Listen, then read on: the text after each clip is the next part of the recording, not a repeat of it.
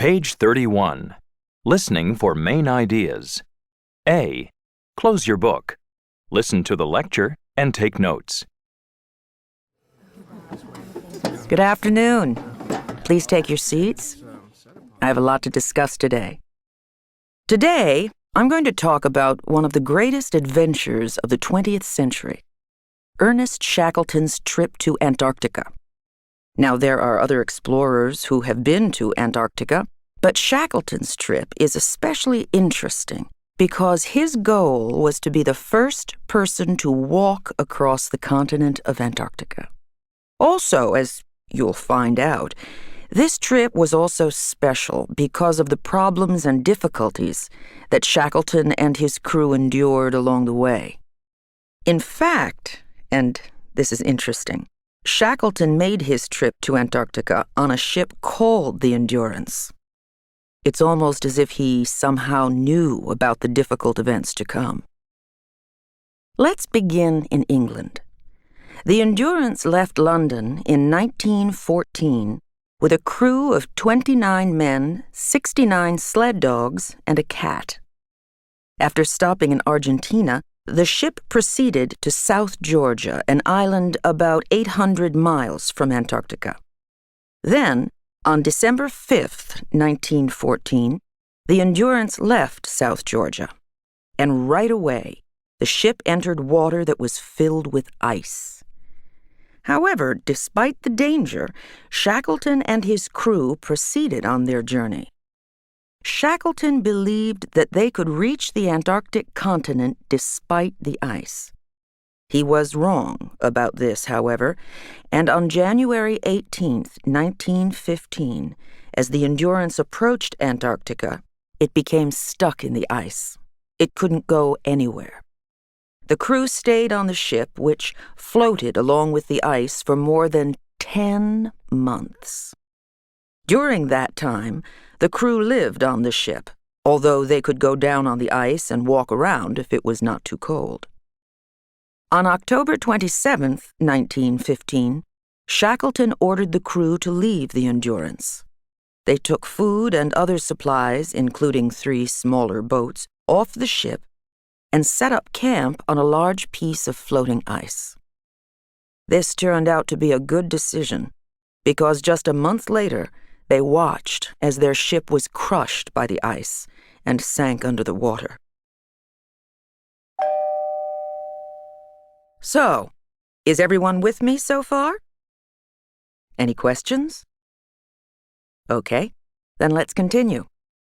For the next 6 months, the crew of the Endurance lived on the ice floating around the edge of Antarctica.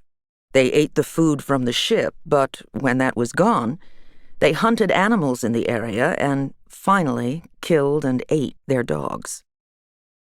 Finally, in April of 1916, the crew saw land. It was Elephant Island, which was about 100 miles away. They knew that the ice below them was getting thinner and might break at any time, so they decided to proceed to the island. So, on April 9th, 1916, Shackleton and his crew got into the 3 small boats they rescued from the Endurance before it sank. They put all their supplies in the boats and began the journey to Elephant Island. It took them 7 days to get there. The journey was terrible, and they all almost died. So now the crew was on land, but there was no hope that they would be rescued from Elephant Island. It was too far away from anything. The nearest people were on South Georgia Island, over 800 miles away. Despite the danger, Shackleton decided to go to South Georgia. He knew it was their only hope for rescue. So, on April 24, 1916, Shackleton and 5 men left in one of the small boats to try to get to South Georgia. 20 men stayed on Elephant Island. After 17 days in stormy seas, Shackleton and his men reached South Georgia. But they weren't finished yet. They had to walk for 36 hours to reach the whaling station. Finally, on May 20th, they reached the whalers.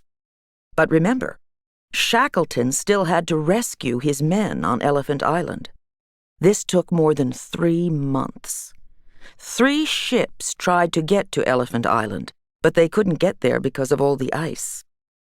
Finally, on August 30th, 1916, 22 months after they left on their journey, Shackleton rescued his men.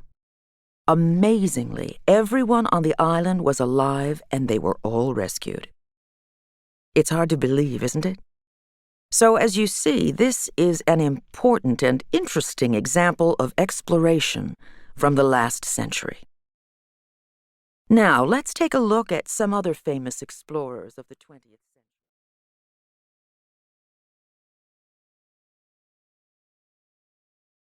Page 32.